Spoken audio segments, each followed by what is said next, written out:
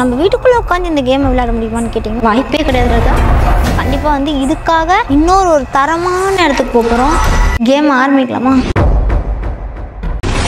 அவங்க வீட்டை எதிர்த்துட்டு கல்யாணம் பண்ணுறாங்க. 24 வயசு பொண்ணுக்கிட்ட 5 வயசு குழந்தையோட கேரக்டர் வர ஆரம்பிக்குது. அந்த அக்காவை இவனை நம்ம இங்கே உட்கார வைக்கலாம், என்ன நடக்குதுன்னு பார்க்கலாம்.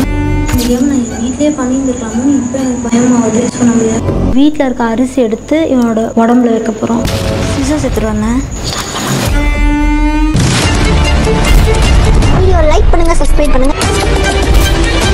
இதே மாதிரி சூப்பரான டேர்லாம் எனக்கு கண்டிப்பாக கமெண்ட் பண்ணுங்கள்.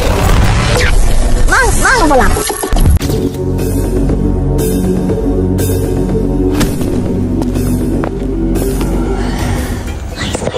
அந்த கேமை ஸ்டார்ட் பண்ணி விட்டு வந்துட்டோம். அந்த கேம் விளையாடுறதுக்கு அந்த பொண்ணு தயாராக இருக்கா, அந்த பொண்ணு இதெல்லாம் பண்ணுமான்னு கேட்டிங்கன்னா அதை பற்றி ஆச்சும் ஐடியா இல்லை. ஸ்டார்ட் பண்ணி விட்டுட்டு வந்தாச்சு. மேலே வந்து எனக்கு எல்லாமே ஓகே தான். இந்த மாதிரி ஒரு இன்சிடென்ட் நடந்த இடத்துல நம்ம பண்ணிட்டு வந்திருக்கோம். ஆனாலும் எனக்கு பயமாக இருந்தது ஒரே ஒரு இடமா அந்த பறவை இப்படி போனது. இதுதான் அந்த மூமெண்ட்டில் நான் செம்மையாக இருந்தேன். அது மட்டும் இல்லாமல் என்னோட கேமராமேனோட ஃப்ரெண்டு ஒரு நிழலில் பார்த்து பயந்து அக்கா இங்கே பாருங்கக்கா அப்படின்னு சொல்லி ஒரு மாதிரி அந்த மூமெண்ட்டில் நானே ரொம்ப பயந்து அவங்க கடிக்கிறது தெரிஞ்சதுன்னு போது நமக்கு எப்படி வயசுருப்போம். அந்த மாதிரி ஒரு இடத்துல நின்றுட்டு யோசிச்சு பாருங்க. அந்த இன்சிடென்ட் நடந்த இடத்துலேயே போய்ட்டு அந்த இன்சிடென்ட்டை பற்றி பேசும்போது அந்த இடத்துல இந்த மாதிரி அப்நார்மலாக ஏதாவது நடக்குதுன்னு தெரியும் போது நமக்கு எவ்வளோ பயம் இருக்கும். அந்த அளவுக்கு பயத்தில் இப்போ நான் இருந்தேன். ஆனால் அதுக்கப்புறமா தான் எனக்கே ரியலைஸ் ஆச்சு, கண்டிப்பாக எனக்கு தெரியும் அதை நிழலை பார்த்து தான் அவங்க பயந்துருப்பாங்க. அந்த கேமை ஸ்டார்ட் பண்ணி விட்டு வெளியிலே வந்துட்டோம். மெச்சூரான காலேஜ் முடிச்ச ஒரு பொண்ணு எப்படி ஒரு 5 வயசு குழந்தை மாதிரி பிஹேவ் பண்ண ஸ்டார்ட் பண்ணுவாங்க. ரொம்ப நார்மலா இருந்த லைஃபை எப்படி சில விஷயம் திருப்பி போடும். என்ன நடந்தது? அந்த பொண்ணு கடைசியா என்னதான் ஆச்சு? அவங்க இறந்துட்டாங்க. எப்படி இறந்தாங்க? அந்த பொண்ணு இதுக்கு முன்னாடி இந்த மாதிரி பிஹேவ் பண்ணியிருக்காங்களா? அதுக்கப்புறம் அவங்களுக்கு என்ன ஆச்சு? ஃபர்ஸ்ட் இப்போ அவங்க உயிரோடு இருக்காங்களா? இல்லை கைஸ், அவங்க இறந்து போயிட்டாங்க. சூசைட் பண்ணிட்டு இறந்து போனாங்க. எதனால அவங்க இறந்து போகணும்? அங்கே என்ன நடந்தது? அந்த சாமியார் அந்த வீட்டுக்குள்ள ஸ்டெப்பின் பண்ணதுக்கப்புறம் அவர் சில விஷயத்த சொல்ல ஆரம்பிச்சாரு. என்ன நடந்ததுன்றத கேட்கும் போது அங்க இருக்கவங்க யாருக்குமே எதுவுமே புரியல. அந்த சாமியார் வீட்டுக்குள்ள வந்ததுக்கு அப்புறமா கொஞ்சம் கொஞ்சமா அந்த அக்கா கியூர் ஆகிற மாதிரி தெரியுறாங்க. ஓரளவுக்கு ஓகே வராங்க. ஆனா அதுக்கப்புறமா தான் பிரச்சனையே உண்மையா ஸ்டார்ட் ஆகுது.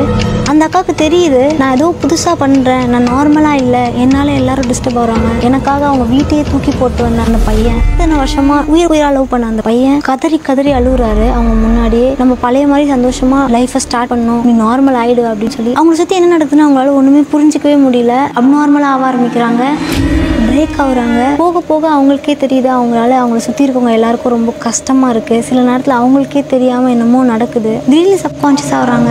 அவங்களோட லைஃப் அவங்களுக்கே பிடிக்காம போகுது. அவங்க ஏன் இப்படி நடந்துக்கிறாங்கன்னு அவங்களுக்கு புரியல.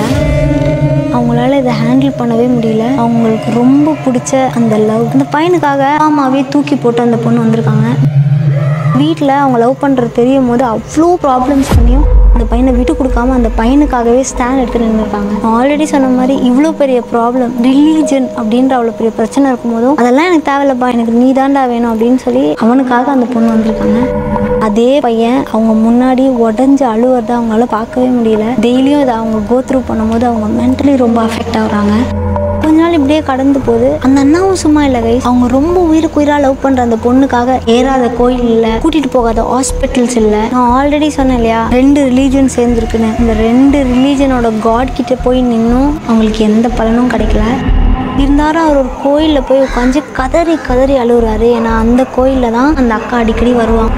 அவங்களுக்கு ரொம்ப பிடிச்ச சாமி, அங்கே வேணும்னா கண்டிப்பாக நடக்கும் அப்படின்ற அந்த நம்பிக்கையில் அவர் போய் அங்கே உட்காந்து அழுகுறாரு. அந்த டைமில் அவருக்கு ஒரு ஃபோன் கால் வருது, அவங்க இறந்துட்டாங்கண்ணா சாமி கிட்ட போய் நின்றுருக்காங்க. அது எப்படி ஆச்சு எனக்கே புரியல கைஸ். எப்படி அந்த அண்ணா உடஞ்சி வீட்டில் போய் பார்க்கும்போது அந்த அக்கா இறந்து போயிருக்காங்க. அவரால் அது ஏற்கவே முடியல. என்ன நடந்தது? எப்படி சூசைட் பண்ண முடியும்? அவங்களுக்கே பிடிச்சிருக்கு, அவங்க உடம்புல 5 வயசு ஆவி இருந்திருக்கலாமோன்னு நம்பப்படுது. பட் ஸ்டில் அது எப்படி சூசைட் ஆகும்? என்ன நடந்ததுன்றத சொல்கிறேன். அதுக்கு முன்னாடி இப்போ வச்சுட்டு வந்து அந்த பொம்மை அங்கே தான் இருக்கா. அந்த அக்கா நம்ம கூட கேம் விளையாட ரெடியாக இருக்காங்களா, இல்லை அந்த 5 வயசு ஆவி அதுதான் அந்த அக்காவை கொலை பண்ணிச்சா, இல்லை சூசைட் பண்ணிக்க தூண்டி விட்டுச்சா, எதுவுமே தெரியாது. இப்போ நம்ம போனால் அந்த பொம்மை அங்கே இருக்குமா?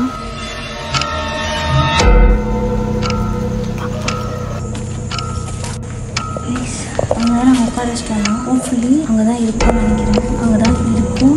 நாங்கள் எதுவும் பண்ணல. ஒரு வேளை நாங்கள் இல்லைனாலும் நாங்கள் தான் எடுத்து இங்கே வச்சு வச்சோம். எனக்கு ஹார்ட் ஹார்ட் பீட்லாம் இப்பதான் எகுருது.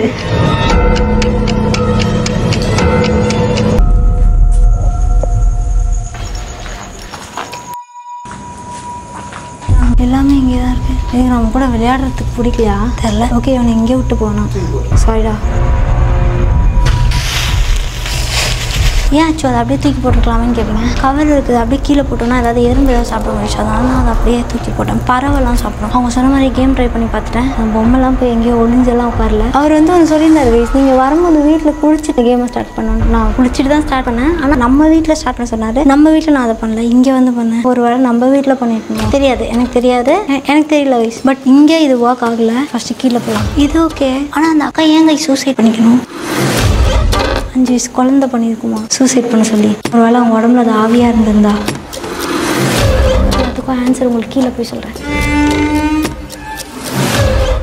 அந்த அக்காவோட சாவுக்கு 2 செட் ஆஃப் தியரிஸ் சொல்கிறாங்க. ஒன்று, அந்த 5 வயசு குழந்தை தான் அதை தூண்டி விட்டுருக்கோம், இந்த உடம்போட அந்த ஆவி அதோட வேலையாக தான் இருக்கும் அப்படின்ற மாதிரி ஒரு செட் ஆஃப் தியரி இருக்குது. பட் இன்னொரு செட் ஆஃப் தியரி என்ன சொல்லுதுன்னா, அவங்களோட லவ், அந்த அக்காவுக்கு அந்த அண்ணா மேலே இருந்த அளவுக்கு அதிகமான லவ், அதனால தான் அவங்க இறந்து போனாங்கன்னு. எப்படி ஆச்சு புரியல. அளவுக்கு அதிகமான லவ் இருந்தால் எப்படி இறந்து போக முடியும்? கரெக்டாக தானே? அவங்க நார்மலாக இருந்திருந்தாங்கன்னா ஓகே. அவங்க அப்நார்மலாக இருக்காங்க, அது க்யூரே ஆக மாட்டேங்குது. அவங்களுக்கே தெரியாமல் அவங்க நிறைய விஷயத்த பண்ணுறாங்க. அதனால அந்த அண்ணா ரொம்ப ஹர்ட் ஆகுறாங்க. அவங்க உயிருக்கு உயிராக லவ் பண்ண அந்த பையன் ரொம்ப உடையிறாங்க அப்படின்னு தெரிஞ்சே தான் அவங்க அந்த சூசைட் பண்ணிட்டாங்க அப்படின்ற மாதிரி சில பேர் சொல்கிறாங்க.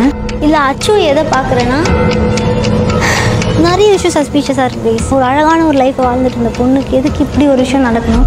இப்படி ஒரு பெரிய வயசு ஆள் வெறும் ஒரு 5 வயசு குழந்தை மாதிரி சடனாக பிஹேவ் பண்ண முடியும்? தனியாக உட்காந்து பேசுறதா இருக்கட்டும், பாட்டு பாடுறதா இருக்கட்டும், அடம் பிடிச்சி அழுவதா இருக்கட்டும், எல்லாத்துலேயுமே ஒரு 5 வயசு குழந்தையோட பிஹேவியர் எப்படி கொண்டு வர முடியும்? சைக்காட்டிக்காக அந்த அக்கா பாதிக்கப்பட்டிருப்பாங்களா? சின்ன வயசில் அவங்களுக்கு ஏதாவது இன்சிடென்ட் ஏதாவது நடந்திருக்குமா அவங்க அதனால அவங்க இப்படி சடனாக அப்படி மாறினாங்களா? இல்லை இது உண்மையாகவே ஒரு 5 வயசு குழந்தையோட ஆவியா? எதுக்குமே விடையே இல்லை. இதெல்லாம் நடந்து முடிஞ்சதுக்கப்புறம் அவங்களால அந்த வீட்டில் இருக்க முடியாமல் அந்த வீட்டை விட்டுட்டு வேற இடத்துக்கு போயிட்டாங்க. அந்த அண்ணாவோட லைஃப் அந்த அக்காவை மட்டுமே நினச்சிட்டு, அவங்க வாழ்ந்த அந்த காலேஜ் லவ் அதை மட்டும் நினச்சிட்டு இப்பயும் அவங்க லைஃப் அவங்க லீட் பண்ணிட்டு இருக்காங்க. ஒருவேளை அந்த அக்கா இன்னும் கொஞ்சம் பொறுமையாக இருந்தால் இது கார் ஆயிருக்குமா? இது எதனால நடந்தது? இப்படிலாம் நடக்குமா? ஒருவேளை இதெல்லாம் நடக்குதுன்னா அதெல்லாம் என்ன ரீசன்னால நடக்குது? நான் ஆல்ரெடி சொன்ன மாதிரி அவங்க சைக்காட்டிக்கலி பாதிக்கப்பட்டிருக்காங்களா, இல்லை இது பிஹே பண்ணவாலையா? என்னவா இருக்கும்னு கமெண்ட் பண்ணுங்க. அண்ட் உங்களை நான் நாளைக்கு வேற ஒரு வீடியோவில் வந்து சந்திக்கிறேன். Until then, டாடா ஃப்ரம் அச்சு.